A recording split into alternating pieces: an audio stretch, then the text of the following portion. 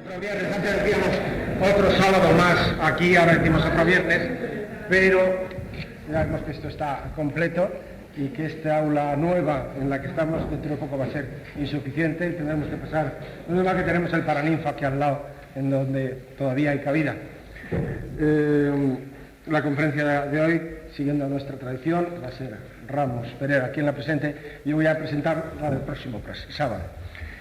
Y de pasada también la de los dos últimos, o dos primeros viernes, de dos últimos del ciclo de conferencias de este año y dos primeros del ciclo de conferencias de diciembre, con lo cual ya entraremos en Navidad. Ya aviso que vamos a tener una cena de Navidad, o de fin de año, o de fin de curso, o de algo, de lo que quieran, como hemos tenido también otros años. Además, esto nos servirá para tener la satisfacción de imponer la medalla de oro a una persona que ustedes la han visto aquí asiduamente, un sábado cuando eran los sábados y otro, y que ahora ha resultado ser senador. Es senador, pero a pesar de sus múltiples ocupaciones, porque sí que las tiene, sigue muy unido a nosotros y, por supuesto, no ahora ya desde el puesto, que quizá ahora, cuando es senador, puede ayudarnos menos, pero anteriormente ha hecho mucho por la sociedad y todos creemos plenamente que no ahora por su situación de senador, sino por todo lo que ha hecho por nosotros anteriormente, se merece esa medalla. Pues bien, solo voy a anunciar entonces la conferencia del próximo viernes, que la dará una de las grandes figuras mundiales de la parapsicología, un hombre que tiene no solo el título que nos honra a todos de parapsicólogo de esta sociedad, sino tiene múltiples títulos de parapsicólogo de muy diversas sociedades internacionales. Es una de las personas que probablemente tiene más categoría en la parapsicología internacional, que es don Francisco Gavilán, y que hablará sobre la superstición y la parapsicología. Yo creo que este va a ser un tema de un gran interés para todos y conmoverá ampliamente a la discusión. En fin, no continúo más, porque si no, continúo y sigo, y me ocurre como no es el tacatún que se dio en la cara después, y entonces paso la voz a Ramos Pereira. Bien, queridos amigos, continuamos. Esta mañana, para una persona como yo que vive tan intensamente la parapsicología, pues siempre le pasan cosas y que de alguna manera se relacionan con esta temática. Y esta mañana me han hecho una entrevista unos muchachos que envió Televisión Española a mi casa para un programa que se llama Semana, que se emite los viernes por la tarde, a las 6 de la tarde, en Televisión Española, la primera cadena, y que se interesan pues por diferentes temas. Y hoy se han interesado por la parapsicología. Esto saldrá el próximo viernes, por si acaso alguno de vosotros tenéis curiosidad por ver. Pues, y uno de los chavales, que además son muy listos, me dice, bueno, ¿y ustedes qué es lo que hacen para que esto que usted me está explicando ahora sea realmente conocido? Y yo esta mañana le he contestado simplemente que de lo que nosotros realmente estamos orgullosos es de estas conferencias aquí en un local pequeño, porque nosotros no hacemos exhibiciones públicas. Nosotros, la verdad es que rehuimos de toda espectacularidad. No queremos hacer de la parapsicología más que una barraca de feria, un espectáculo, un gran espectáculo. La verdad es que lo que hicimos, por ejemplo, el viernes pasado, traer aquí a Enio Hernández Freites, un hombre de la categoría de Enio Hernández Freites, con lo que hizo, pues podríamos haberle llevado a la Plaza de Toros o al Palacio de los Deportes y haberlo llenado aquello, porque hay mucha gente interesada en ver esas cosas. Pero no queremos mostrárselo a esa gente que está interesada en ver esas cosas. Lo que queremos es mostrarlo a aquellos que realmente tienen un interés sano y que realmente quieren ir un poco más allá de la mera superficialidad del espectáculo. Por ello, con todo orgullo, he dicho que una cosa importante que nosotros hacemos es este ciclo de conferencias. Y estamos muy orgullosos de este ciclo de conferencias porque cada semana traemos en cada especialidad lo mejor que conocemos, lo que creemos que es solvente. Y por ello, esta semana también hemos traído una persona de una gran personalidad en este campo. Ella me ha rogado 4 o 5 veces, pero 4 o 5 veces aquí, por lo bajo, mientras que hablaba el doctor Estada, por favor, no digas adjetivos en la presentación, por favor. Me lo ha pedido tanto que no voy a decir adjetivos.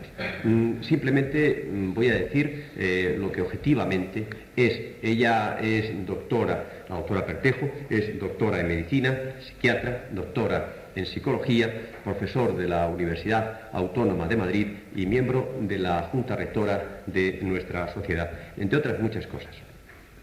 Y esta mañana también me ha pasado otra cosa con ella, y es que la he telefoneado a última hora de la mañana, no, a primera hora de la tarde, perdón, a primera hora de la tarde, para quedar con ella en la hora que nos íbamos a ver aquí, y me ha dicho, a ver si hay suerte y llueve, y viene poca gente, porque lo que tengo que decir no es demasiado importante. A ver si hay suerte y llueve.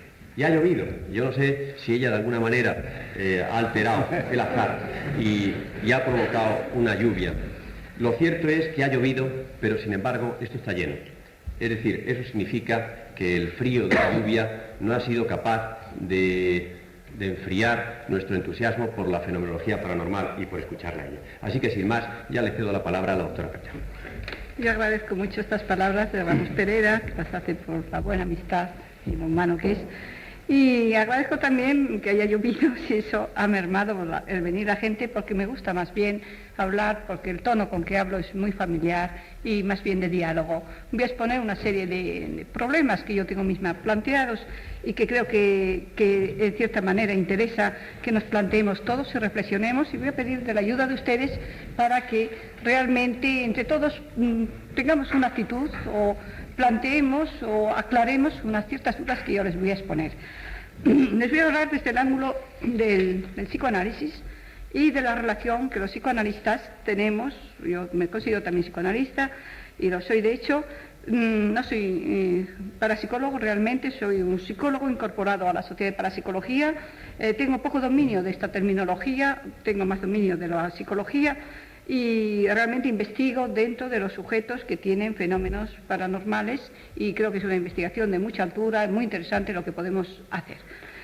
Entonces yo tengo una serie de cuestiones que preguntar, porque me las pregunto a mí, no encuentro contestación, y quisiera en un pequeño coloquio en el que hago una introducción de los puntos de vista psicoanalíticos en referencia con la parapsicología, que ustedes luego después me ayuden a un poco aclarar, o que me den ustedes sus puntos de vista, que para mí van a ser lo más valioso de esta reunión.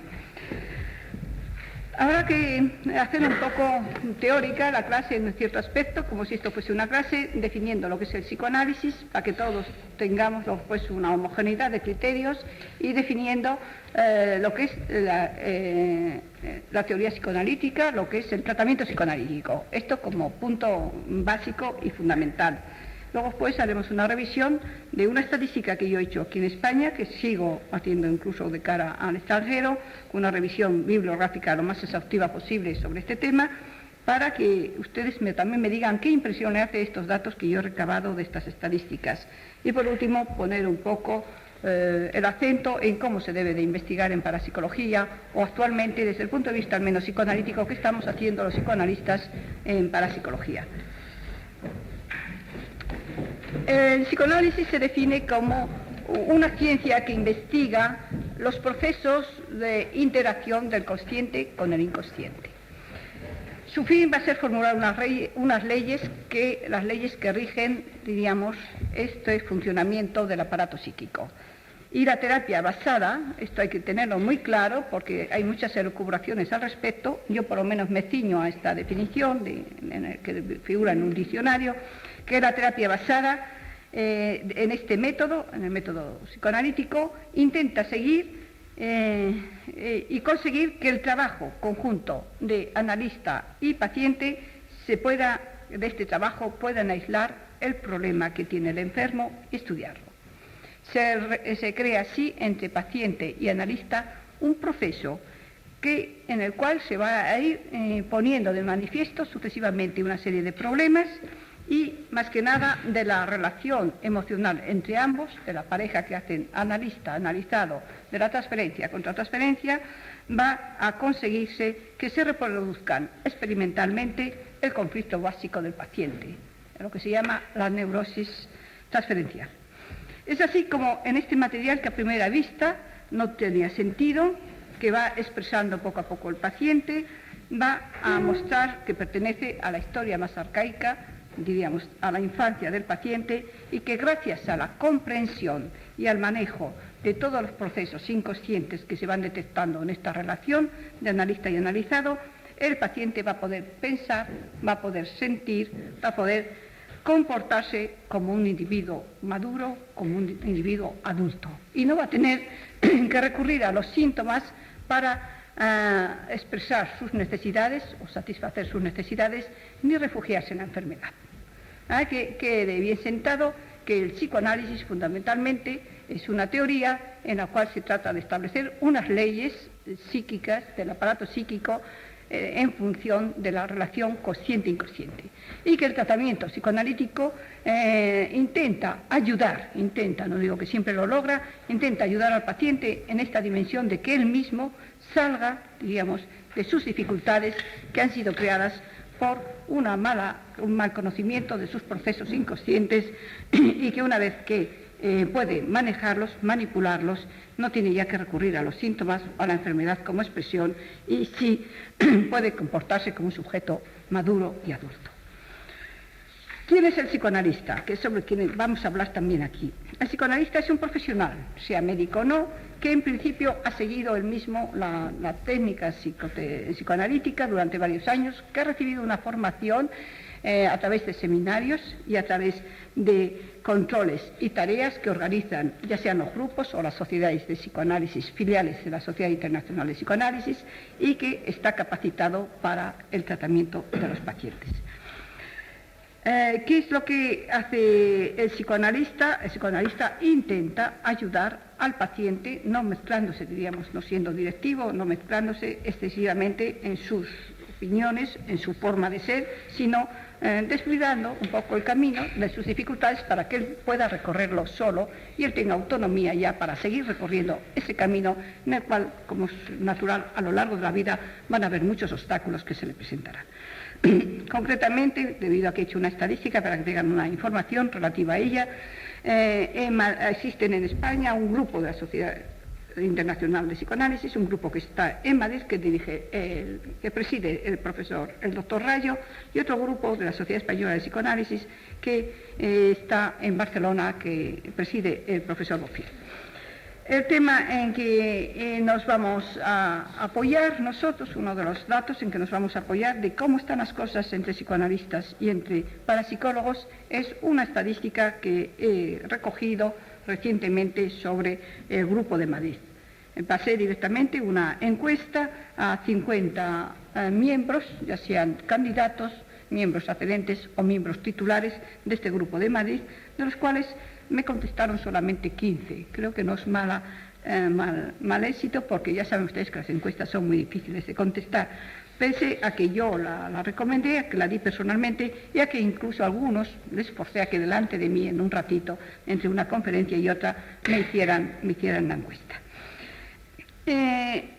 En la conferencia que vimos aquí el curso pasado, hablando sobre el inconsciente, habíamos puesto sobre el tapete, habíamos llegado un poco a la conclusión entre todos de que efectivamente que el inconsciente es, digamos, la herramienta común, el estrato en donde se van a desarrollar los elementos más necesarios para el psicoanalista, es decir, todos los procesos de transferencia y contratransferencia, y que es del inconsciente de donde emana toda la vida psíquica.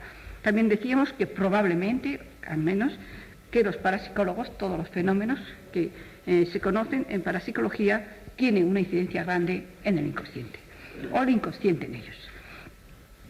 Con esta intención, ya que es la misma entramada, la misma base en que están, diríamos, trabajando, sobre la que trabajamos, la principal herramienta con que trabajamos los psicoanalistas, y en el mismo, digamos, campo donde trabaja el parapsicólogo, hasta qué punto ¿por qué? Yo me pregunto, y se lo pregunto a ustedes, ¿por qué no hay una mayor, diríamos, comunicación, un mayor emparejamiento, diríamos, apareamiento del trabajo científico del psicoanalista y del parapsicólogo?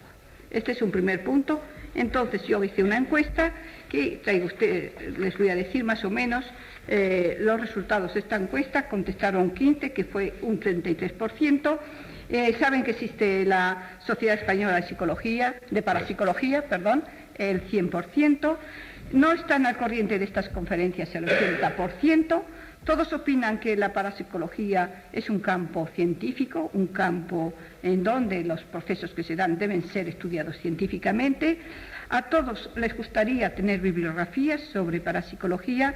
El 80% han tenido experiencias de fenómenos durante el tratamiento de sus pacientes, cosa que es muy frecuente si se tiene en cuenta que durante años estamos en conexión inconsciente con inconsciente, médico y enfermo.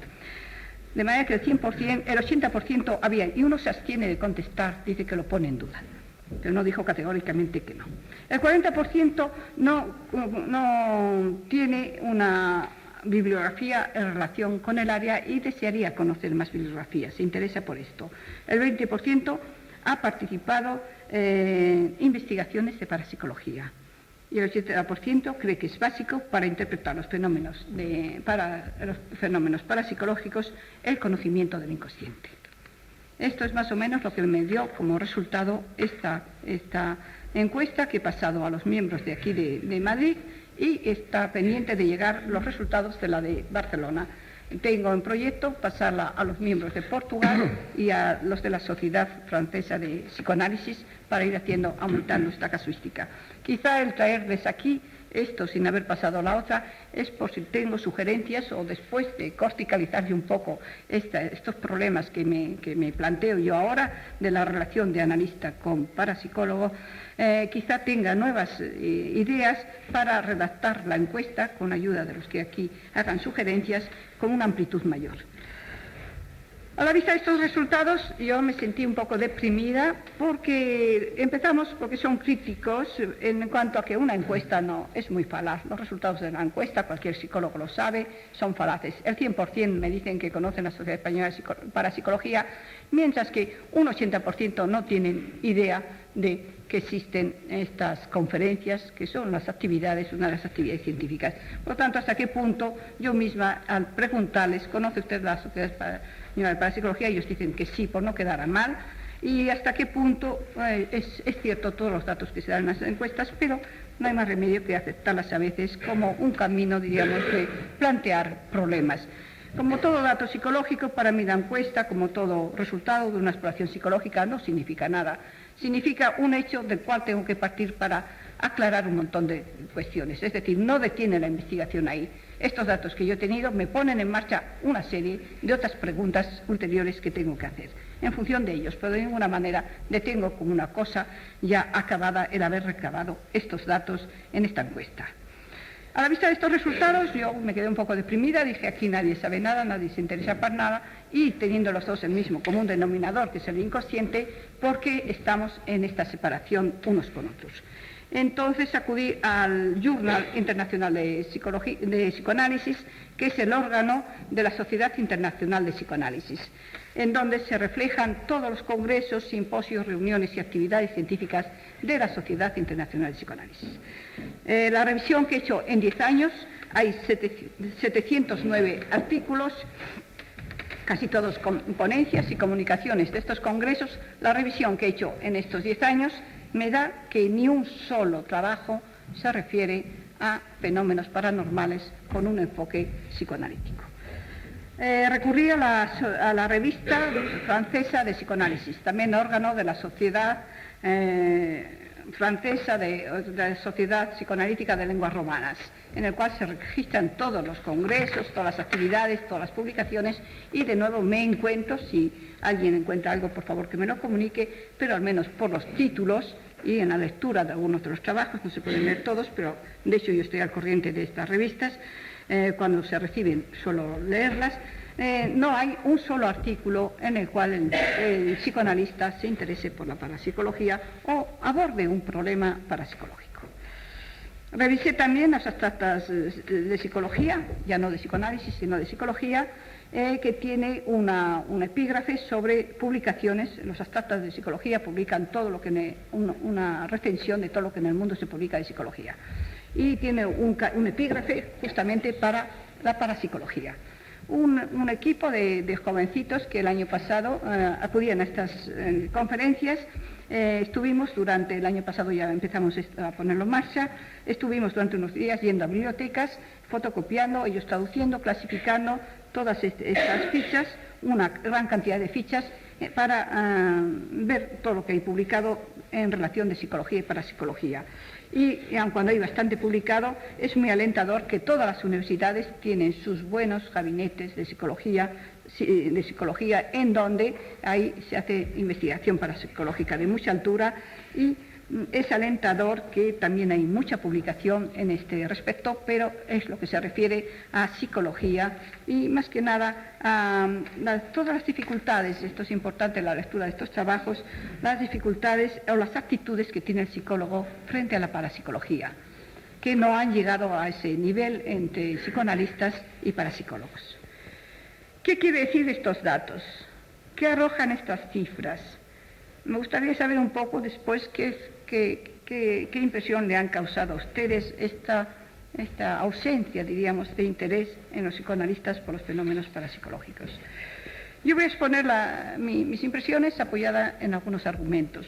Primero de ellos, hay que tener en cuenta que muchos que se dediquen psicoanalistas no están aquí incluidos en esta casuística de 50 del Grupo de Madrid, porque yo he considerado, solo por ser lo más homogénea posible y no meter nuevas variables en la investigación esta, he considerado fundamentalmente los del Grupo de Estudios de Madrid, que es más o menos, sé que han tenido todos la misma formación y son calificados como psicoanalistas. Esto no quiere decir que no hay más en Madrid, por supuesto.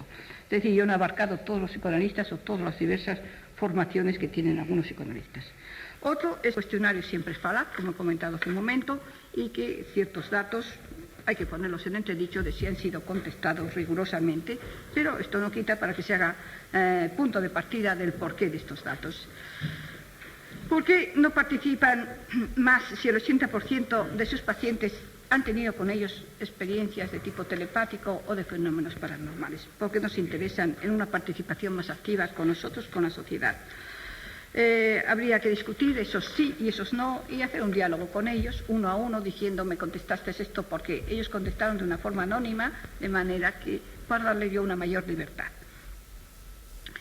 En todo caso, la revisión bibliográfica ha sido deprimente, con tanto la de la Sociedad Internacional de Psicoanálisis, la revista, como la francesa.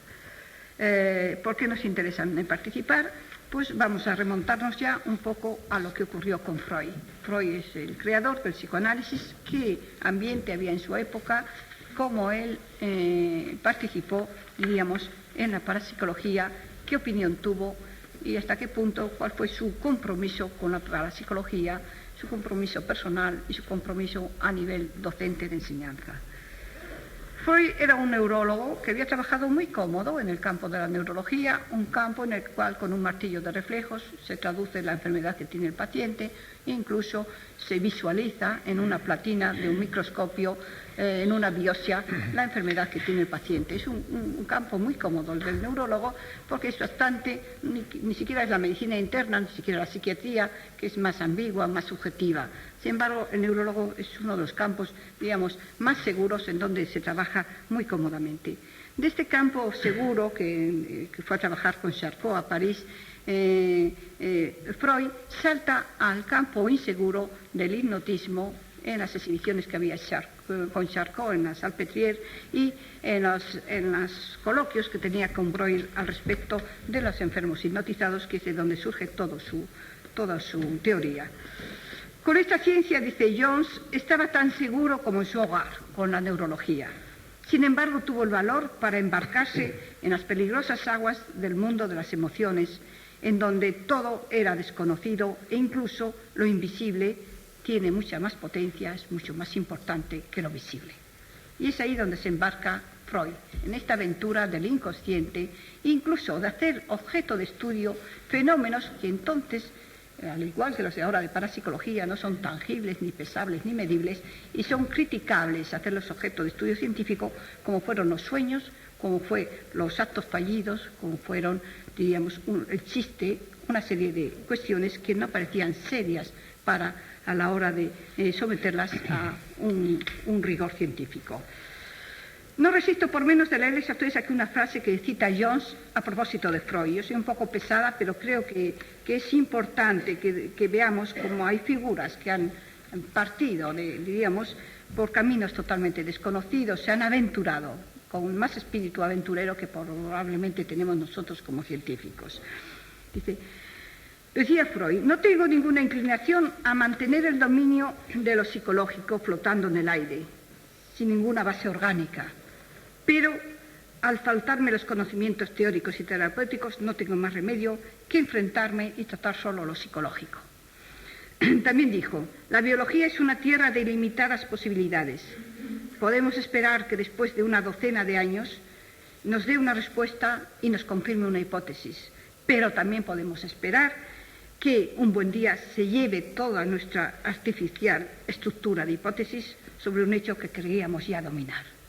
De manera que él estaba dispuesto a trabajar en un área, en un campo, donde las hipótesis podían ser renovadas o donde era muy difícil, diríamos, visualizar, concretar y explicar a nosotros lo que él encontraba.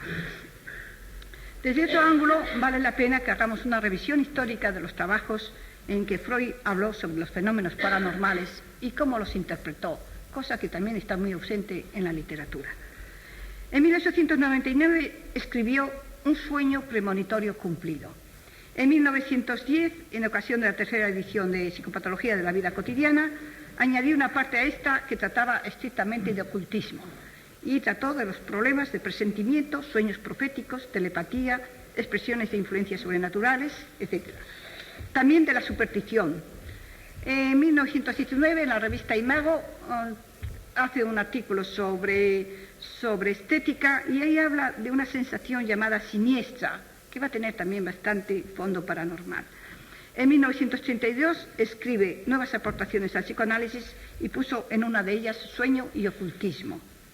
Ya después de su muerte, en 1942, se publicó Telepatía y ocultismo. Este trabajo se lo habían pedido que se publicara en revistas de ocultismo. Él tuvo un compromiso íntimo de hacer este trabajo, pero no llegó a definirse como que él colaboraba con estas revistas. Luego veremos que esto coincide en muchos aspectos. No nos es posible analizar en detalle todos estos trabajos, sería casi cuestión de un seminario donde discutiéramos y analizáramos bien todo el pensamiento freudiano y todo su enfoque. Pero sí vamos a resumir algunos de los aspectos. Para Freud, estas creencias mágicas y supersticiosas son debidas a que en la mente hay deseos y temores reprimidos y que en un momento dado estos deseos y temores reprimidos son proyectados en el exterior y se ven como que vienen de fuera, como que no nos pertenecen a nosotros. Incluso hay una cierta subjetividad que hace que tengamos un cierto pudor de esas intimidades porque generalmente pertenecen a nosotros. Para Freud todas estas creencias son debidas, por tanto, a estos temores que hay reprimidos en el inconsciente y que un buen día saltan fuera y no somos capaces de atribuirlas a nosotros mismos. ¿Cómo interpreta Freud la superstición? Como un proceso mental inconsciente que es proyectado al mundo externo. También. En la telepatía, ¿qué nos dice de la telepatía Freud? Dice, la considero el núcleo de verdad de todos los fenómenos de ocultismo. También decía que aceptar ya la telepatía era dar un gran paso, porque aceptar algo que no está en el cuerpo, algo que las ciencias naturales no tienen costumbre de tratar o de enfocar. Nunca admitió que creer en la telepatía podía ser destructivo para los cánones de la ciencia. Esto me parece que hay que recordarlo. Y sobre todo a los psicoanalistas actuales, que parece ser que tratar de estas cosas sería poco científico o desprestigiar su personalidad. Dio a la telepatía esta explicación: predispone una especial sensibilidad basada en un íntimo lazo emocional entre dos personas, de modo tal que lo que ocurre en una se transmite a la otra. Él había hecho muchas experiencias, luego lo comentaremos, en telepatía, muchas experiencias, incluso él consultó a muchos astrólogos. La experiencia que él había hecho y el que había sido el testigo y protagonista de telepatía, dijo que siempre él había estado bajo un estado emocional intenso, que era cuando se producían estos fenómenos. Para él no había conexión entre telepatía y sueños, salvo que estando dormido el sujeto es mejor receptor del mensaje que se le pueda mandar. Respecto a demostraciones con los medios espiritistas, dijo, siempre fue muy escéptico. Ahí sí que no pasó. A pesar de que consultara a un astrólogo y les adivinaran, a Ferenczi y a él, una serie de cosas, él negaba que el astrólogo hubiera adivinado esto por una intersección de astros, etcétera, por los mecanismos que el astrólogo utiliza o deduce sus aseveraciones al respecto. Sin embargo, él dijo que siempre dijo que lo más que podía pasar, ya sea en astrología o ya sea en los medios espiritistas, es una transmisión de pensamiento, que era una comunicación de los deseos, más o menos inconscientes, que iba a captar el medium del sujeto del cual decía algo. Sin embargo, en el último año de su vida, y yo esto lo traigo aquí como, me creo que lo mejor de la lección que podríamos sacar hoy, sobre todo que yo me autoaplico para las investigaciones que estamos haciendo en esta sociedad, es en la carta que escribe a Nando Fedor, cuando Nando Fedor le manda su libro Gente perseguida. Y ya digo, es el último año de la vida de Freud, y le envía una carta que Jones nos la transcribe y que dice, entre otras cosas, dice, la forma como usted se aparta de juzgar si los fenómenos de los medium espiritistas eran reales o falsos, me gusta. Usted se ocupa solo de transformar todo en un estudio psicológico del medium, incluyendo la investigación de su historia previa. Me parece esta vía muy acertada y creo que esos son los pasos que hay que dar para planear la investigación que conducirá a aclarar tales hechos. Pero quizá tanto como los aspectos doctrinales de lo que Freud dijo acerca de los fenómenos de ocultismo, nos interese su actitud frente a la participación directa suya en actos mágicos, transmisión de pensamiento, telepatía, astrología y otros. La verdad es que cuando estaba, y esto es muy curioso, porque se echaba su canita al aire de hacer sesiones, diríamos, de telepatía, y de espiritismo, etcétera, con Ferenczi y con Jung. Y sobre todo allá sobre las 12 de la noche creo que gastaba muchas bromas y tenía bastantes éxitos telepáticos. Entonces Ferenczi, que es un psicoanalista muy importante, contemporáneo de él, que ha hecho una gran obra, este sí que se embarcó en los fenómenos paranormales. Así como Freud estaba ambivalente, dio marcha atrás y sobre todo pensó que una teoría como la suya, que estaba entonces empezando a cuajar, que tenía poca base científica, que le acusaban de poca base científica, Freud dio marcha atrás y no quiso publicar nunca nada de sus experiencias, unas experiencias muy importantes que había tenido, sobre todo. Ferenczi fue más lejos, Ferenczi se dedicó a esto y Jung incluso pasó directamente a ocuparse de magia, de ocultismo, como ustedes saben, su tesis doctoral es sobre esto, y en esta línea se apartaría de la clínica, o los clínicos se han apartado de él, pero Jung ha ido mucho más lejos aún que Freud.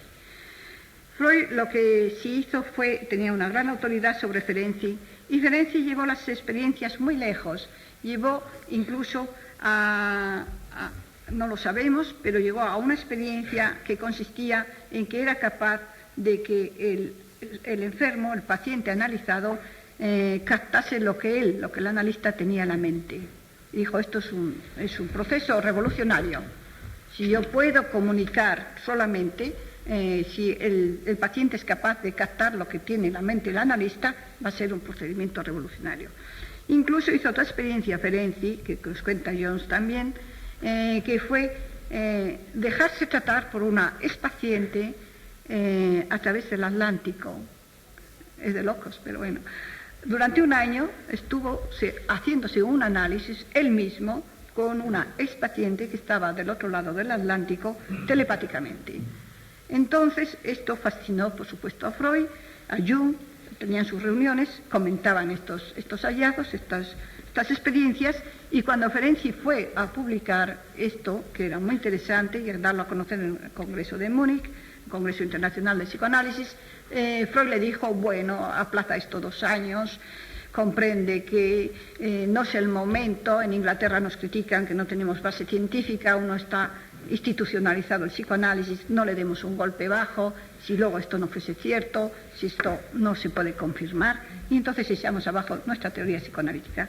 De manera que le pidió muy gentilmente, pero claro, como maestro que era, muy forzadamente a Ferenczi, de que no publicara estas experiencias, que parece ser que eran muy, muy interesantes, y posteriormente no se publicaron tampoco. La postura de Freud era de un escepticismo junto a un deseo de creer. Era una actitud muy ambivalente. Se cobijó casi siempre en explicar todo por telepatía. Esto sí que le daba admisión, diríamos, dentro de su aspecto científico.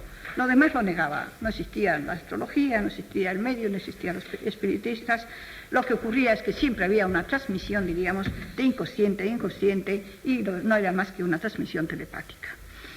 En su afán de creer, sin embargo, él se había ocupado mucho de estas investigaciones como sobre cosas que no eran tampoco tangibles como eran los sueños o los actos fallidos o los olvidos. ¿Qué más podemos decir de los psicoanalistas? Yo no les quiero cansar, más quiero dialogar un poco con ustedes, que es a lo que he venido aquí. Jung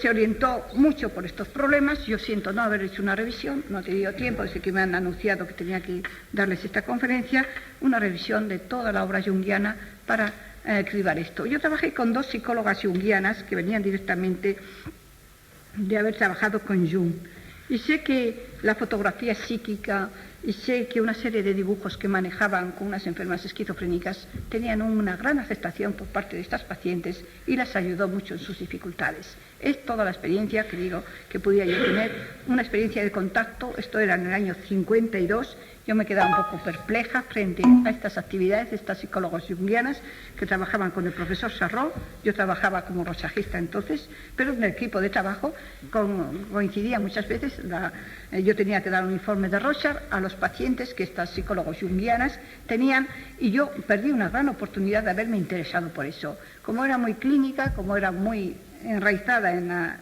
psiquiatría crepeliana, muy sólida, muy firme, entonces yo me apartaba de esto, no digo como algo que no era científico, pero como algo que yo no podía abarcar, que no tenía una preparación para comprenderlo. Sin embargo, mi experiencia es que aquellas mujeres se ayudaron mucho con este tipo de terapia junguiana. ¿Qué hacen los psicoanalistas que investigan hoy día en parapsicología? Y ya no descanso más. Voy a darles una información que se ha recibido recientemente en esta revista, que me pasaste, es que no sé el título, porque me hice la fotocopia. Es una nueva revista francesa que... De parapsicología, ¿cómo se llama? Sí. Sí, es una revista, parece que tiene una... ¿Qué será? Los primeros números. Es el primer número. El primer número, una gran presentación, y viene ahí un trabajo de Dickens. ¿Quién es Dickens? Es un catedrático de psicología que trabaja en la Universidad Libre de Bruselas, es psiquiatra y es psicoanalista, y tiene montado un gabinete de experimentación en problemas paranormales. Él se interesa fundamentalmente por estados alterados de conciencia, como psiquiatra tendrá bastante material, y busca hipótesis sobre la supervivencia. Está trabajando fundamentalmente en esas 2 áreas. Pero Dickens nos va a decir unas cosas muy buenas, que creo que muy actuales, y muy a punto, que nos vendrá muy bien, empezando por el señor Stada, que tengo a mi derecha, que luego ya le atacaré un poquito también. ¿Qué es lo que nos dice? Dickens nos dice que para el científico los fenómenos paranormales tienen esta doble dimensión, y creo que todos pecamos también de caer en ella. Para unos se trata de una manifestación muy deseada y muy esperada, de orden divino y suprahumano. La observa, la describe, la respeta, actúa un poco como el psicoanalista con el paciente, deja que él haga su proceso y se cure él y siga curándose en el devenir, porque le van a salir muchas cosas al encuentro que le pueden enfermar. Que queda un poco aséptico, diríamos, de la investigación. La observa, la cultiva un poco y hasta se pone contento, deseaba encontrar aquello. Para otros, lo que el fenómeno paranormal le provoca es una inquietud enorme, una enorme ansiedad y una gran persecución de buscar unas leyes con que dominar ese fenómeno. Pone en marcha todo un potencial de angustia. Este investigador no se conforma en aceptar ese fenómeno si no lo somete a unos modelos conocidos por la ciencia que domina. Hasta teme que este objeto desconocido posea una fuerza extraña, que tenga reacciones peligrosas. Entonces toma sus precauciones, trata de ponerle una etiqueta y de cerrarlo bajo llave. Ya lo hemos aclarado, ya le hemos puesto esta etiqueta, fuera que te va. Entonces, ¿cómo se comporta? Este se comporta como un psiquiatra de la antigua usanza, que ponía una etiqueta al loco, que lo encerraba porque era un sujeto peligroso. Y no se preocupaba más de él porque era donde tenía que estar, en el manicomio. Dice Dickens que para este científico, a toda costa, tiene que someter el fenómeno que tiene que estudiar, es decir, no estudia el fenómeno, entra en conflicto con el fenómeno y pretende dominarlo, pretende destruirlo y eliminarlo. O te sometes a las leyes físicas nuestras, o este es un fenómeno que yo lo puedo pesar, medir y tallar como si fuese un fenómeno físico, o no existes, es decir, o lo niegan. Pero lo bueno sería el someter a las leyes físicas este fenómeno, ponerle la etiqueta y ya encasillarlo, que no sea peligroso. La acción de la investigación en este caso está muy fuertemente dictada por un deseo de dominio. Por lo tanto, ya no es investigación, es una proyección de un problema interno de querer dominar y de miedo a ser dominado, ¿no? Hay que dominar la situación a toda costa. Se le pone una etiqueta. Hay que reducir el objeto a algo que sea familiar, algo que podamos nosotros compararlo con las leyes de la física y de la química. A este respecto, Volokhovsky, que es un sabio investigador francés, físico, ha levantado toda una voz de alarma en Francia diciendo que los fenómenos de telequinesia tienen un aspecto destructor, no solo para el individuo que los produce, sino para la humanidad. Atribuye a esto que la capacidad de liberar fuerzas desconocidas puede engendrar un proceso un poco en cadena y que se liberarían estas fuerzas desconocidas. Dickens, en su trabajo reciente, advierte que el yo no es el que manda, que el científico no es el que manda, que los verdaderos maestros de la conducta son la cultura, el orden social y las pulsiones. Que el yo, es decir, que el sujeto puede investigar, puede mandar un poco, diríamos, cuando estos grandes maestros de la cultura o de las pulsiones o del orden social se duermen, se descuidan. Entonces el yo puede actuar científicamente. Y nada más, yo quisiera más que nada preguntar por qué los psicoanalistas no se interesan suficientemente por la parapsicología. ¿Es que con eso se desacreditan? ¿Es que también el psicoanalista está un poco perseguido por la situación científica, que no estamos muy sólidamente enraizados como los médicos, con un pesar, tallar y medir, y estamos elucubrando sobre el inconsciente y lo subjetivo, y entonces no nos faltaba más que ahora decir que trabajamos con fenómenos paranormales, como le pasó a Freud, para que entonces le carguen el San Benito de no ser científico. Creo que hay mucho de esto. No nos atrevemos a ser objetivos, tampoco, pues que no sabemos más que manejar unos modelos y unas hipótesis muy dentro, muy enraizadas en lo que fue la ciencia de fin de siglo, con unos esquemas, diríamos, de ciencia ortodoxa y que no podemos inventar. Sin embargo, yo acabaría con estas palabras, por ejemplo, que decía Ortega, de que a lo ya conocido hay que seguir colgando preguntas y que la ciencia siempre es problema y problematicidad. O bien Kant, que advirtió del gran peligro de los grandes descubrimientos, decía, cuando hay un gran descubrimiento se atrae toda la ciencia hacia ese descubrimiento y se sigue profundizando en él, y lo único que hacemos es quitar la ciencia de otros que han quedado en la oscuridad y son los que necesitamos iluminar. Probablemente la medicina, con sus enfermedades infecciosas, con sus bichitos al microscopio, como dice Sivadón, atrajo al científico a unos modelos de trabajo, de investigación, de los cuales no nos hemos desinvestido, es decir, no nos hemos separado, aún queremos seguir sometiendo todo al peso, a la talla, a la medida y a buscarlos en una platina, en un microscopio. Y este problema de la ciencia yo creo que es un problema que incide en restar interés por los fenómenos paranormales. Y no quiero empezar a pelearme con Estrada, pero ya vendrá la pelea. Muchas gracias por la atención.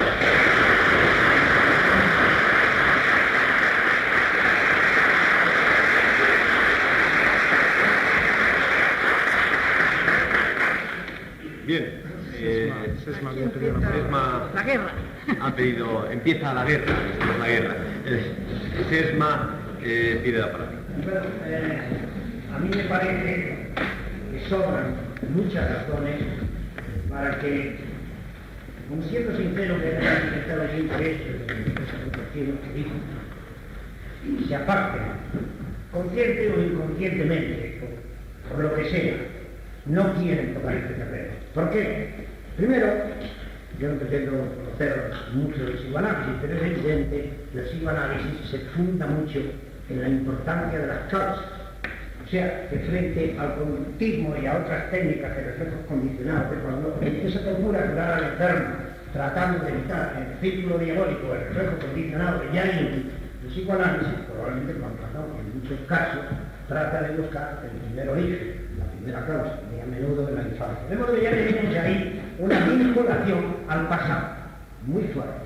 Pero vincularse al pasado inevitablemente implica una vinculación también a la lógica, puesto que la lógica, vamos a decirlo simbólicamente, representan cambios, es decir, representan rutinas, rutinas cósmicas.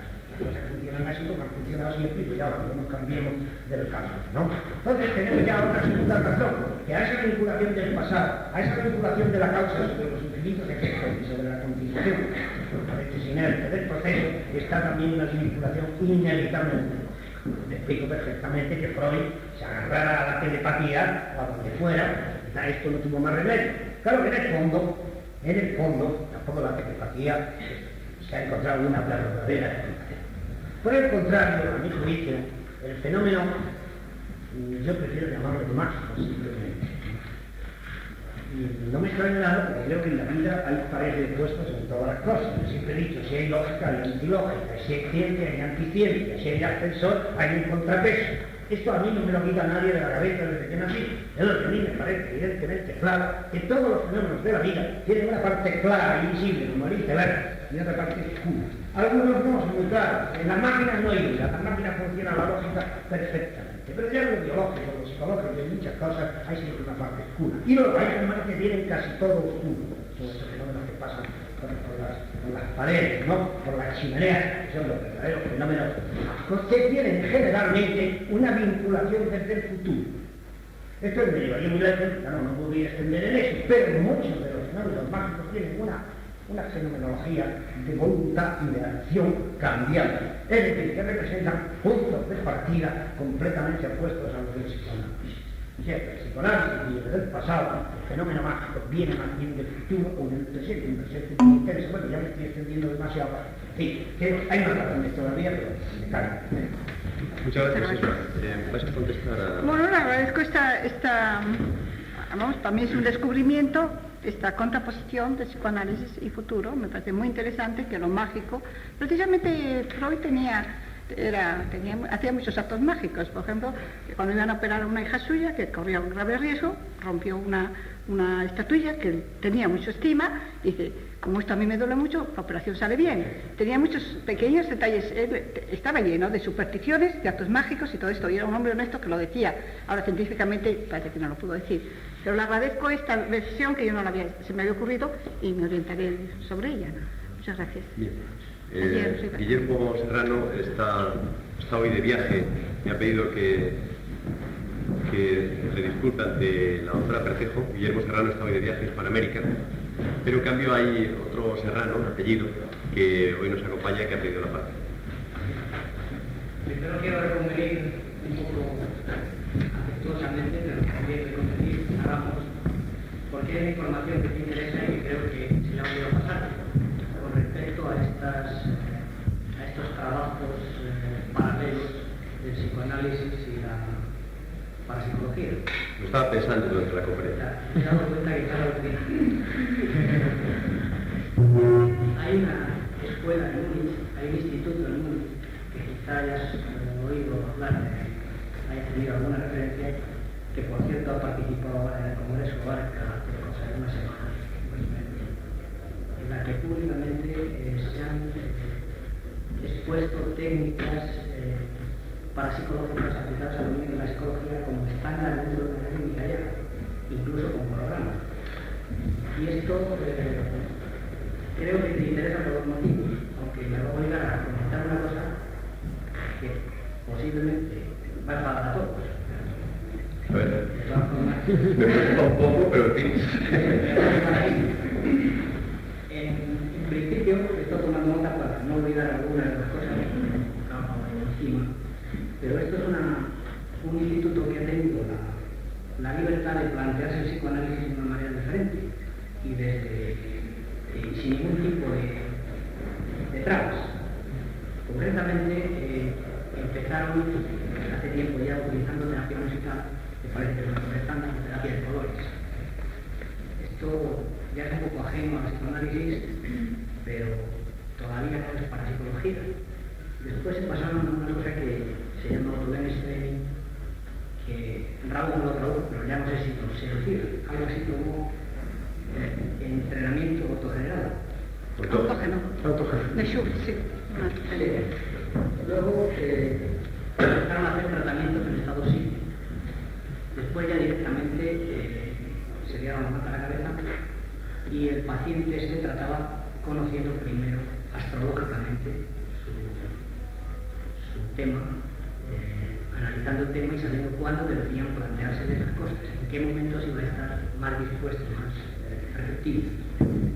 Después se han utilizado técnicas usuales de yoga, de acupuntura, homeopatía, por supuesto, y últimamente una cosa que ya habrá tiempo de discutirla aquí, el día que se plantea, que no sé si cerramos la asociación, llama sintonización y que ahí llaman reencarnación. Entonces, la técnica esta concreta, que se aplica no solamente a personas que necesitan psicoanálisis, sino a cualquier persona que está o que se siente sana psíquicamente y que en cambio de alguna manera le afectaría la posibilidad de que si existía una reencarnación podía haber pasado por una etapa de su vida anterior en unas situaciones en las que psíquicamente hubiera necesitado ayuda. Y eso de alguna manera lo hubiera podido marcar a esa persona y conocer ese individuo, esa situación suya anterior, podría tener interés. Entonces también lo estandarizaron como una técnica psicoanalítica más, pero ya no para pacientes, sino para santos. Todo esto sí está demasiado resumido, pero creo que es suficiente para que a partir de ahí puedas abrir un contacto y una posibilidad de prosecución de temas.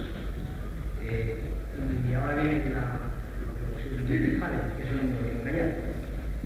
Has hablado de Freud y de ese planteamiento originado por una cosa muy humana, que es el miedo a que lo que uno trabaja no lo afecte a la sociedad. Pienso que no es el problema del psicoanálisis, sino entonces de la culpa, porque también es el problema de la asociación.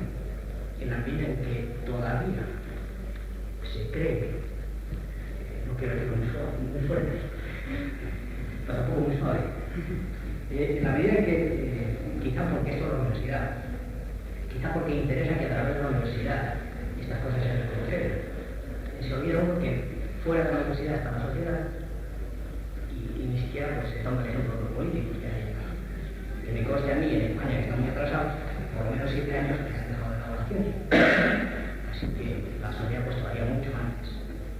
En esa medida en la que no hay que tener miedo, esa es la que quería recalcar el tema de que no es necesario que entonaras ese mea culpa y que también reconvenir de alguna manera a la sociedad en ese tratamiento cientificista que en última instancia pues al psicólogo lleva a la psicometría, a la psiquiatría por la psiquiatría misma, y al parapsicólogo pues le puede llevar a la ciencia cuando ya la sociedad está abandonada.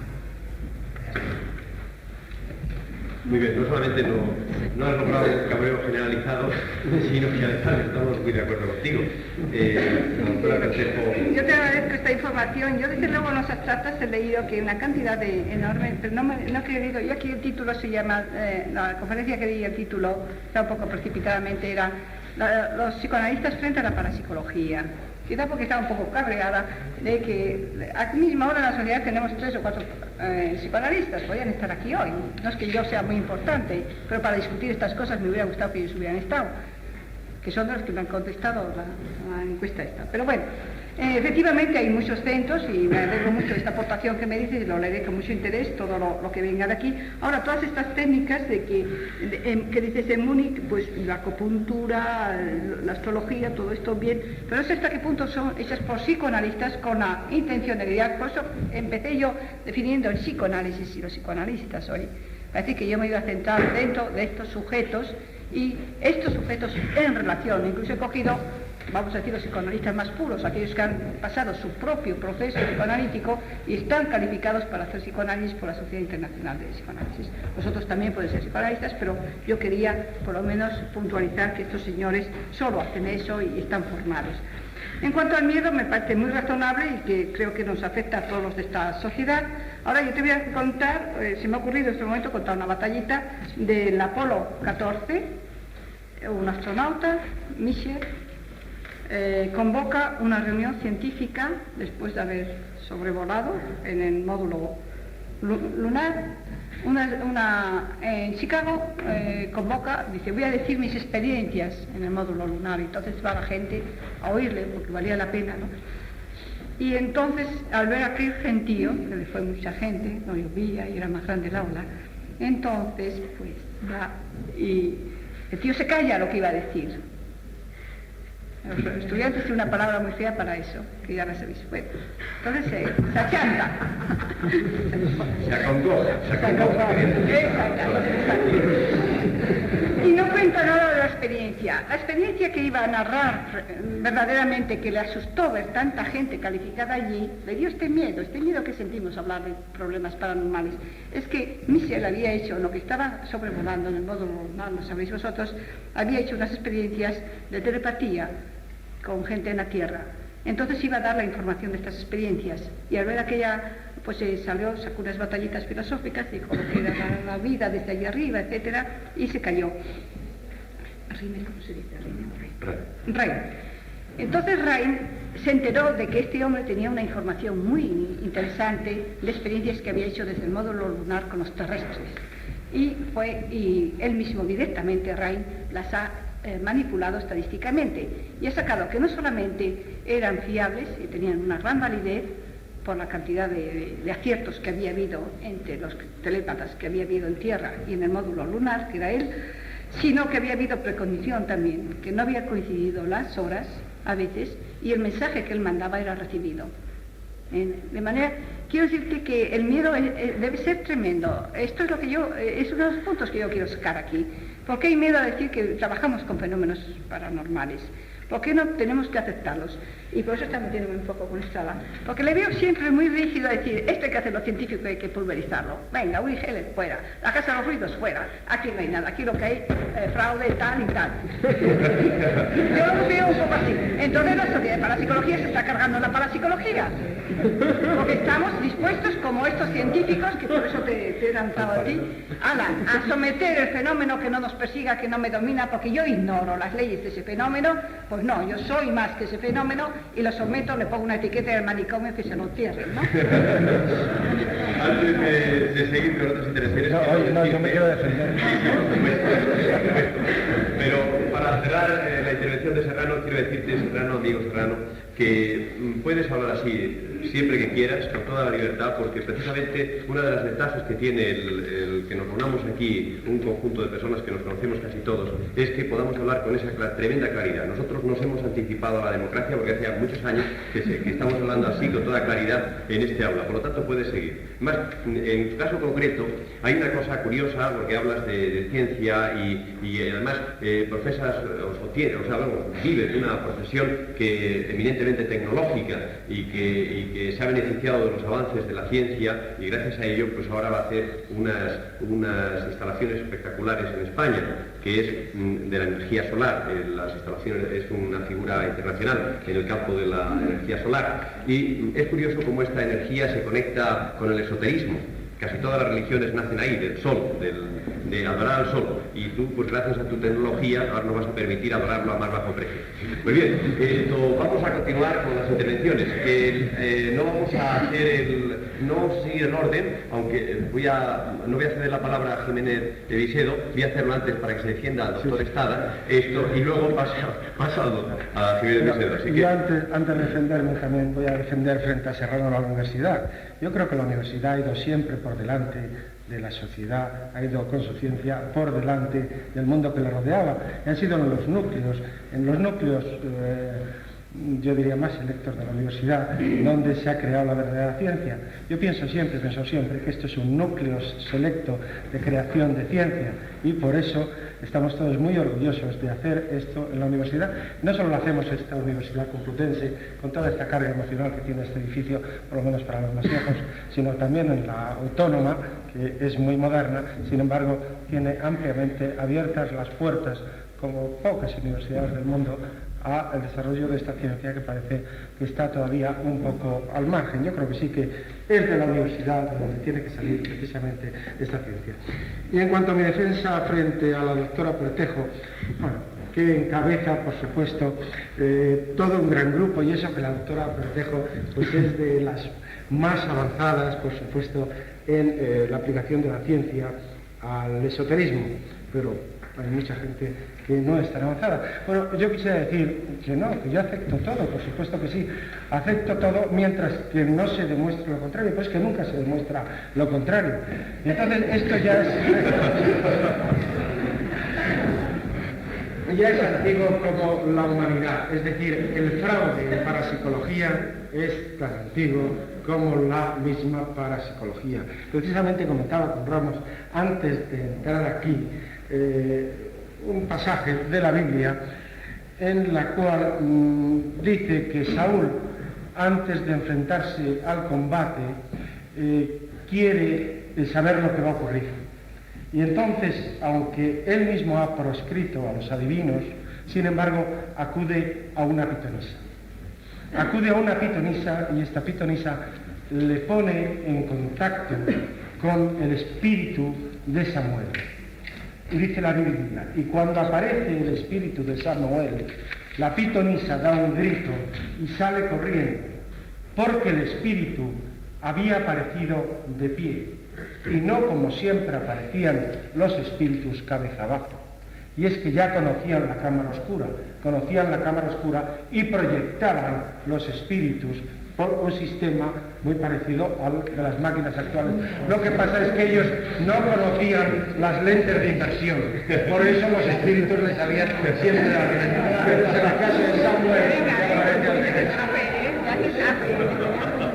entonces ya vemos que son los comienzos que tenemos de la historia de la humanidad, de parapsicología, y ya hay un claro fraude que reconocemos. No, pero aparte de eso sí quería hacerle dos preguntas a la doctora Pertejo, porque la doctora Pertejo nos hablaba mucho de los psicoanalistas que tiene a su alrededor, desde Freud, Jung, etcétera, hasta esos compañeros que ha tenido a lo largo de su vida, y no ha hablado de una de las personas que más psicoanálisis y más experiencia en psicoanálisis hay en este país, que es ella misma.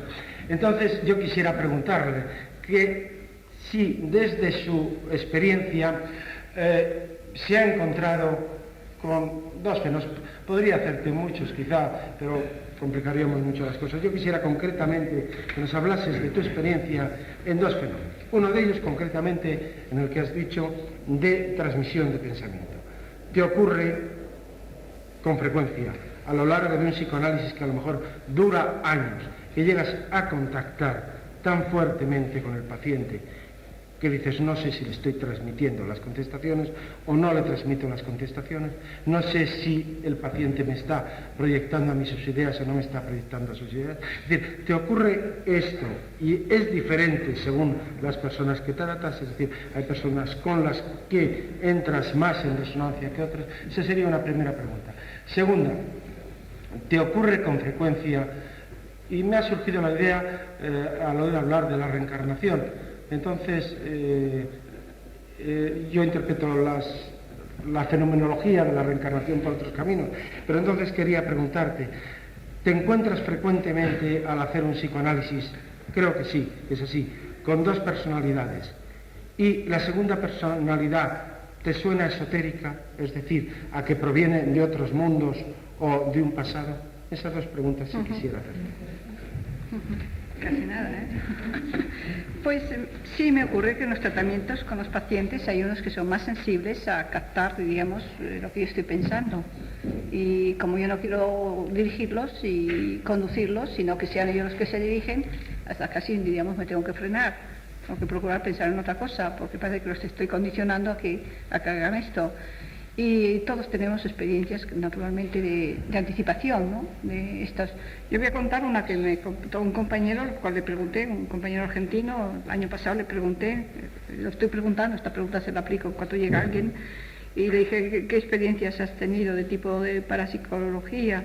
¿Has tenido? Y dice, pues sí, mira, una vez estaba yo sentado haciendo análisis y en este momento, es un tipo de experiencias, por no decir algunas más personales mías, pues en ese momento me llaman por teléfono, nunca me interrumpo, pero algo serio sería cuando me llaman por teléfono. Entonces cogí el teléfono y era de Paraguay, uno que venía a hacer controles, que se había estrellado el avión, se había matado.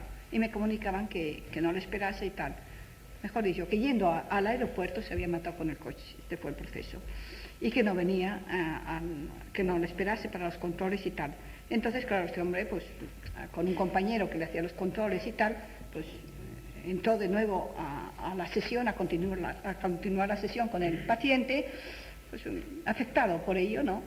Y entonces el paciente se pone a hablar de accidentes de coche, de muertos, de la cantidad de muertos que hay en los accidentes de coches y a especificar de que mueren más personas camino al aeropuerto en coche que en avión. Eso fue una transmisión de pensamiento, de su estado de ánimo, de lo que fuese al paciente. Y yo voy recogiendo por ahí anécdotas de estas y casi todos han tenido transmisiones de este tipo. Esta es muy clara y se ve bastante bien. Otro compañero de aquí también de Madrid me dijo, un día de repente se me asalta, no sé por qué, una sonata de Beethoven, no sé de quién, y empieza a saltarle a él en la cabeza la sonata esta, y de repente el paciente le dice, vaya, ahora no puedo seguir, pues está saltando a mí también esta musiquilla, que no puedo seguir y tengo que tararearla, y la tarareó, al otro hizo lo posible por quitársela de la cabeza y el otro ya pudo seguir su sesión. Aquí casi todos tenemos experiencias de este tipo. Creo que este es uno de las preguntas que me hacías, ¿no? De si habían personas con sensibilidad diferente, desde luego, ¿no? Se relajan mejor, comunican enseguida su inconsciente, los otros tienen muchas más resistencias. No sé si había otra pregunta. Sí, personalidades esquizoides. Que te surgen dos personalidades, y si esta segunda personalidad tiene a veces caracteres que pudieran ser esotéricos. No sé qué decirte, no lo creo. No sé, yo considero muy normal. Yo hasta ahora me estoy distrayendo porque estoy pensando en los sujetos que yo he estudiado psicológicamente por este papel que tengo aquí en la Junta. Los sujetos que me habéis mandado para estudiar psicológicamente porque tienen características muy definidas. Yo querría estudiar a mediums, por eso tiraba yo esta puntadita a ver si algún medium se me ofrece para estudiarlo, que me parece muy interesante. Son sujetos muy normales, muy inteligentes, con dotes artísticas, con una capacidad de sublimar tendencias muy normal. La verdad que hasta ahora yo no he encontrado ningún sujeto anormal. Y quizá, lo puedo decir un poco, mea culpa, entonces mea culpa. He estado mirando que tenemos un sujeto de origen francés, estoy mascarando un poco los datos, ¿no? Que tiene unos sueños premonitores fenomenales, al cual yo le estoy haciendo un estudio psicológico. Se expresa mal en castellano, bueno, yo un poco el francés, nos podemos comunicar mejor. Le he hecho toda la exploración psicológica, me parece muy normal, con todas estas características que siempre detecto, muy inteligentes, muy compenetrados enseguida con la realidad, muy flexibles a toda realidad. Y sin embargo nos está comunicando unas premoniciones, unos sueños.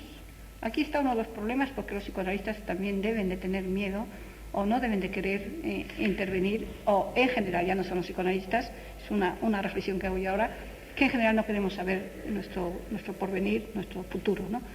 Porque esta persona, que me parece que la Sociedad de Parapsicología está quedando muy mal con ella, que debíamos estarlo mimando más, haciéndole una serie de experiencias y experimentos, y ya por lo pronto a mí hay dos premoniciones que ha hecho, una de una muerte y otra de una violación, que se han cumplido con una anticipación de meses. Ella lo ha soñado, esta persona lo ha soñado, esta persona me lo ha dicho, esto se ha transcrito en una cinta magnetofónica, no lo hemos llevado al notario, no está precintado, pero con esta persona teníamos que estar haciendo más cosas. ¿Qué ha pasado? El primer caso que nos viene, que podemos decir, aquí está el gato, aquí hay un fenómeno, nos lo estamos quitando de encima, es que tenemos miedo de ellos. Y cuando nos ha venido la casa de los ruidos y el otro, nos hemos puesto anchísimos, porque podemos decirle, esto no vale para nada, aquí hay fraude. Hay que entonar un poco la mea culpa de hasta qué punto tenemos conciencia nosotros mismos, por muy parapsicólogos que seamos, de que cuando lo vemos de cerca el toro, pues nos hacemos los locos, ¿eh? Y le damos así largas y no estamos cogiéndolo por los cuernos. Yo creo que hay un miedo, yo creo que haríamos ahora una encuesta aquí, anónimamente, es decir, a usted le gustaría que le dijeran una mala noticia que le va a pasar dentro de unos años o dentro de unos meses. Todos decíamos, yo decía que no, la primera. Por favor, no me lo digas. Y lo que le he dicho a este señor, por favor, si algún día sueñas conmigo, algo que no es agradable, te lo vas a callar. Es la única condición y el único precio que te pongo a la exploración psicología. No me digas nada de lo que sueñas conmigo. Sí. Y esta es una actitud que habría que reconsiderar si es científica. Es cierto, es cierto. Yo recuerdo... Pero de este movimiento por lo menos debe de ser muy curioso. Y lo es. Decir, sí, yo Anda, es que si me dicen a mí que un hijo mío va a morir dentro de 4 meses o dentro de 4 años, yo ya tengo hecha la vida polvo. para si tiene una confirmación estupendísima. Sí. Prefiero que me lo diga de un compañero del cuartel que le pasa hoy y no de mí. No. Os voy a contar una anécdota. Yo no soy científica en ese sentido. Os voy a contar una anécdota de unos amigos que estaban muy interesados en que yo les presentase un dotado. Y entonces quedamos aquí, íbamos a cenar juntos, y como una amiga mía es dotada, tiene una propiedad muy curiosa porque es capaz de tener premoniciones de muerte por vía olfativa. Es decir, que cuando una persona huele de una determinada manera, que por supuesto no es un olor objetivo, ella sabe que esta persona va a morir, y ha tenido unas experiencias muy interesantes en este sentido. Cuando yo le expliqué a estos amigos, digo, mira, ya tengo un dotado que te voy a llevar a tu casa, y ellos muy contentos, hasta que le expliqué la rara virtud que tenía, y entonces me dijeron, dice, bueno, que venga, pero que no se ponga a oler por aquí. Bien, pues vamos a continuar. Esto solamente, volviendo al tema de la universidad, que he recordado que, bueno, que no siempre la universidad ha estado en plan escéptico con los fenómenos raros. Hay un acta de la Universidad de la Sorbona donde se dice que no existe la menor duda posible de que los demonios toman el cuerpo de un hombre para convertirse en un íncubo y poder yacer con una mujer, y pueden de ello surgir demoniños, es decir, el cruce del niño y del demonio. Eso es un acta de las Sorbonas. Bien, de todas formas, no olvides el fraude. El fraude es muy importante tenerlo en cuenta, porque si no no vamos a concretar nunca. Es decir, es tan fácil hacer el fraude. Es decir, hay una cosa, por ejemplo, si yo te digo ahora mismo, para hacer una cosa completamente aleatoria, dime rápidamente un número del 1 al 10. Dímelo. 7. El 7. Bueno, me acaba de decir el 7. Esto es un fraude, es decir, es una trampa, esto es un truco. Es decir, yo no tengo ningún poder, pero ya sabía que iba a ser el 7. Entonces, hasta cosas tan evidentes como eso, que parece que es imposible. Bueno, es un truco. Está explicado en los libros cómo se hace. Y por lo tanto, lo que quiero decir es que hay que ser muy cautos en esto, como también trabajar con más moral que nadie cuando veamos que realmente existe un fenómeno realmente genuino e interesante, ¿no? Bien, sí. Muchas prácticas que cada día se están perdiendo más, chamanes y demás, normalmente suelen empezar con trucos. Y ha habido testificadores que no lo han publicado. De hecho, yo he tenido también algunas experiencias en que empezando en broma una cosa, que a mí me recuerda un poco la elevación del avión. Suponemos que es una imagen simbólica que elevarse es el misterio y seguir por el suelo. En la realidad, la verdad es que para que el avión se debe, que tiene que empezar los santos ancianos. Entonces, muchas veces, el empezar para animar a la gente, para desarrollar la credibilidad, para que la gente se emocione y vibre, porque esto sí que es una cuestión fundamental, hace falta la trampa. No es incompatible como se ve en la trampa y el fenómeno, no más bien es un trampolín y juego de palabras. Lo malo de este espíritu que tenéis aquí en la parapsicología es que vamos, cortáis de raíz. Que veis a nadie. Sí. Bueno, no hay trampa, hay trampolín. Ya esto, Jiménez Pisedo. No, yo quería tocar un par de temas. Primero es referente a la pregunta que tú nos haces de por qué pensamos que los psicoanalistas no consideran el tema de la parapsicología. Yo creo que eso está en relación un poco porque la parapsicología aún no tiene el carácter científico que debería de tener. A pesar de que, por ejemplo, ya sabemos que en el 69 la Asociación Americana para el Progreso de las Ciencias, que digamos que es la principal asociación que engloba todos el estamento científico, la admitió en su seno como ciencia. Pero a pesar de esto, ni en Estados Unidos siquiera, a pesar de que varias universidades tienen su departamento de parapsicología dentro del departamento de psiquiatría, o de psicología, o de biología, o de otros, a pesar de eso todavía hay digamos, un miedo de los psicoanalistas a mojarse en el tema, y es porque aún no tiene la etiqueta, digamos, de científica a la parapsicología. Yo creo que ese es el principal tabú que tienen. Entonces le sucede un poco lo que le sucedía a Freud, que como aún el psicoanálisis, digamos, es un terreno muy discutido entre los mismos psicólogos, entonces, digamos, no se atreven a echar mano de algo que todavía tampoco tiene el visto bueno de la ciencia oficial. Esa es mi opinión respecto al tema este. Luego, otro tema que quería tocar era, tocando el tema de lo de Freud precisamente, era que al parecer quien coartaba bastante a que Freud hiciera públicas sus pensamientos sobre la telepatía era precisamente Ernest Jones, su biógrafo. Al parecer tenía una gran influencia sobre él, y parece ser, según tengo entendido, que fue él el que hizo que se enfadara con Ferenczi, precisamente a causa de todos estos temas. Tocando el tema que ha dejado, que es el de Jung, hay en sus memorias, hay en la parte última el tema dedicado a la sincronicidad, a lo que él llama el tema de la sincronicidad, que precisamente lo han extraído en un libro. Entonces él titula este libro Sincronicidad, un principio acausal. Y entonces en él Jung trata de dar su teoría, naturalmente no probada, es una teoría, simplemente una hipótesis del por qué se suceden los principios telepáticos, por qué se sucede la telepatía. Entonces él alude a la sincronicidad, que es un principio acausal. Es difícil de explicar, ¿no? Es un principio por el cual en un momento determinado, en un tiempo determinado y en un espacio determinado se da una sincronicidad, una concordancia de pensamiento de dos personas, y eso produce la telepatía. Es una teoría.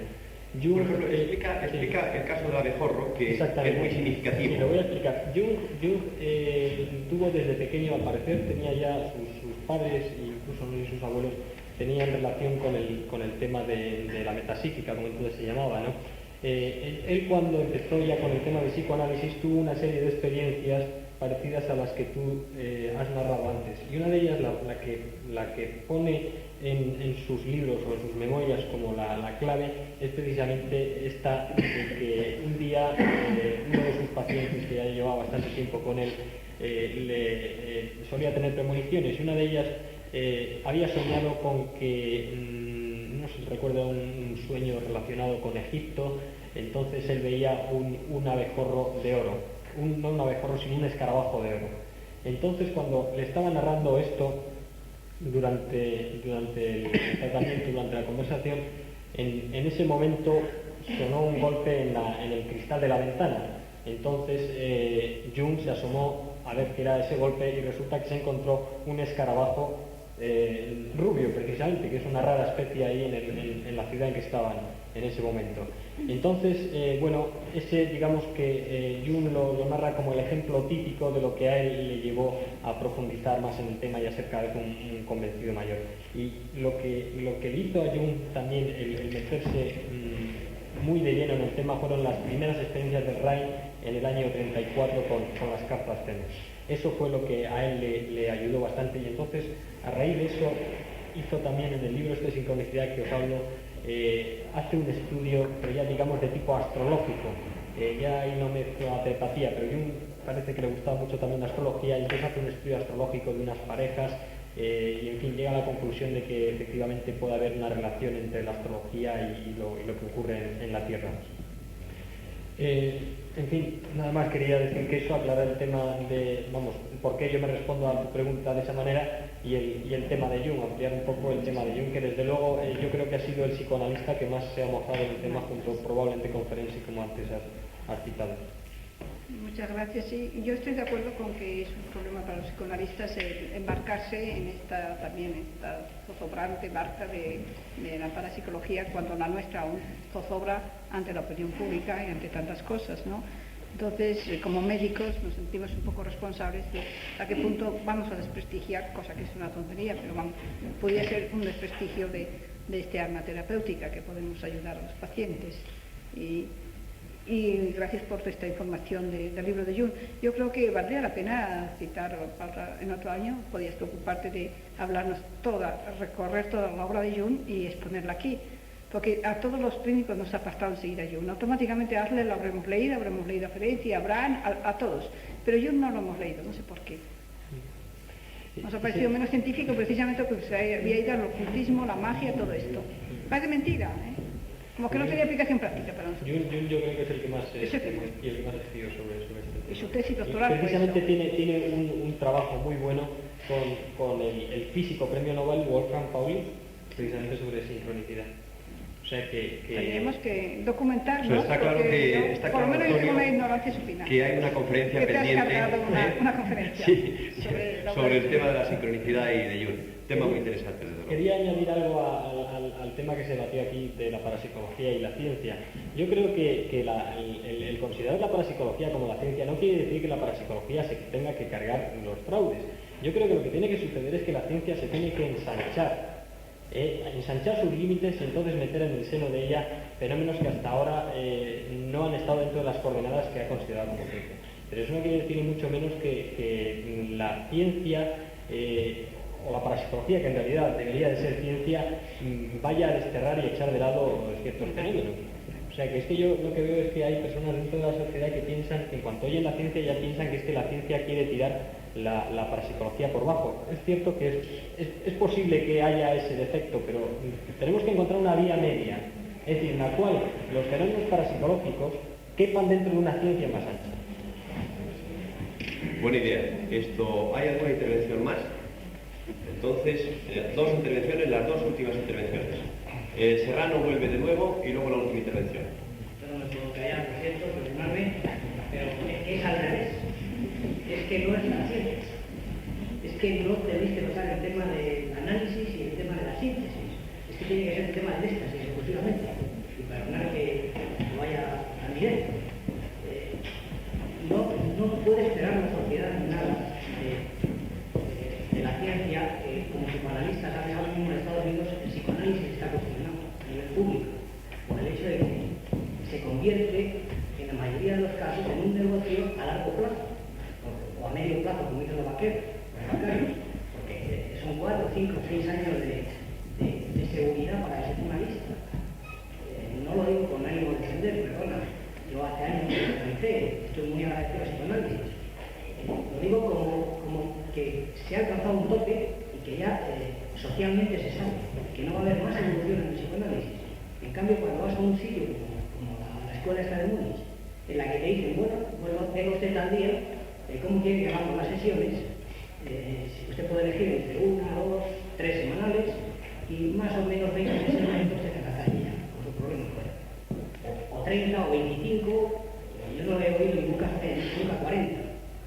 Entonces, se han salido de la posibilidad mercantilista, de alguna manera. No cobran. Cuidado, cobran pero a plazo fijo.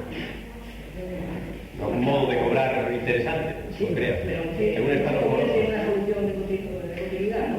Ya. Es lo que está ocurriendo en Estados Unidos ahora, que es masivo que es seguro para el señor Duarte. Entonces, insisto, no es ese el camino del cientifismo. Es que tiene que haber aquí alguien que me ayude en el sentido que estoy intentando. Pero no otro día, porque estamos ya muy mal de tiempo. ¿Quieres? Fuera de la tierra. Bien, Encima de la tierra. has puesto tu punto de vista, aquí cada uno pone, como ves, su punto de vista tranquilamente. ¿Hay otra intervención más? No, la de este señor. No, perdón. Sí, bueno, entonces si no le importa a usted que mata. En estos momentos, la seguridad social alemana se considera como todos los problemas psíquicos que son propicios para ser tratados con ella. Y el psicoanálisis es también costeado por la seguridad social, de tal manera que entonces se ha borrado toda posibilidad de mecanismo. Esto es muy en síntesis. Eso es interesante. Pues lo que es una intervención en esta. Interesante. Gracias por tu aclaración. Y ya una última intervención. Simplemente repito que se le ha preguntado a la doctora si el juicio la relación entre terapeuta y paciente tiene algo que ver a juicio implica la psicología o simplemente es un juicio por parte del enfermo. Los casos de ustedes de evaluación afectiva, sobre todo, la identificación del psicoanalista, sea hombre o mujer, puede ser querido, perdido. ¿Me comprenden lo que quiero decir? Que sea una identificación con el paciente, Sí, con la sí, problemática. meramente psicológico para psicológica. Eso es.